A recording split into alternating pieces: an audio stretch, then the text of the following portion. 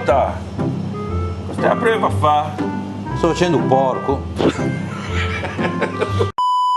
Buongiorno a tutti, anche se siamo qui con Motta e facciamo una cosa un po' particolare. Di solito si fa un poulet porco, gli altri facciamo un poulet tucco, che è una cosa un po' da rivisitazione a senese. Facciamo i tocchi di carne, di manzo e di maiale, di porco, e mettiamo insieme un po' di sale, di zucchero e poi i savui, e mettiamo insieme a siola, passare a rosolare insieme a conserva che mi ripigiò perché ho detto che c'è troppo e giustamente la conserva. Poi mettiamo tutto insieme sotto velo, facciamo cuocere per una notte a bassa temperatura e lì domani leviamo dai sacchetti sotto velo, facciamo passare un po' a rosolare, così viene un po' più deciso il gusto e a quel punto un motta, un pulla direttamente i tocchi di carne, un pulla o porco e un maso e poi lo mettiamo insieme in sugo e poi si fa di belli panetti.